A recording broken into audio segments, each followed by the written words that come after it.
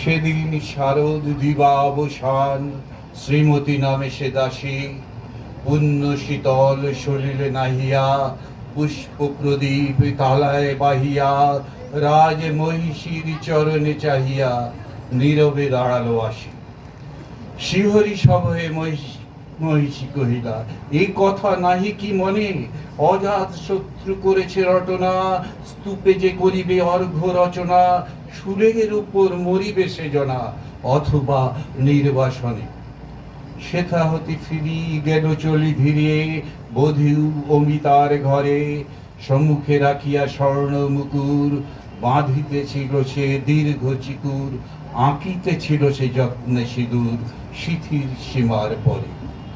শ্রীমতীর হেরি বাঁকি গেল রেখা, কাঁপি গেল তার হাত, কহিল অবোধ কি সাহস বলে, এনেছিস পূজা এখনি যা চলে, কে কোথা দেখিবে ঘটিবে তাহলে বিষম বিপদ পাত। অস্ত রবির রশ্মিয়া ভাই খোলা জানালার ধারে, কুমারী শুক্লা বসি একাকিনী, পড়িতে নিরত কাব্য কাহিনী, চমকি উঠিল শুনি কিঙ্কিনী, চাহিয়া দেখিল দ্বারে।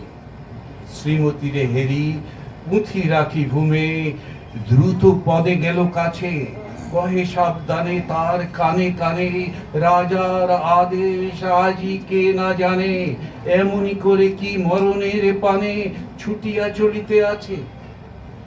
দ্বার হতে দ্বারে ফিরিল শ্রীমতী, লইয়া অর্ঘ্য থালি, হে পুরবাসিনী সবে ডাকি কয়, হয়েছে প্রভুর পূজার সময়, শুনি ঘরে ঘরে কেহ পায় ভয়, কেহ তারে দেয় গালি।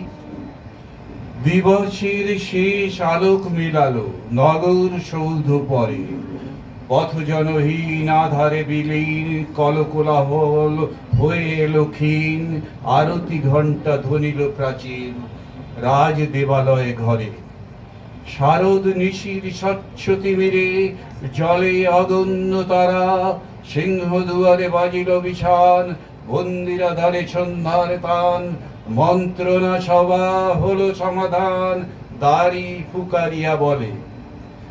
এমন সমনে হেরিলা চমকি, প্রাসাদে প্রহরী যত, রাজার বিজন কানন মাঝারে, স্তূপ পদমূলে গহন আধারে, জ্বলিতেছে কেন যেন সারে সারে প্রদীপ মালার মতো।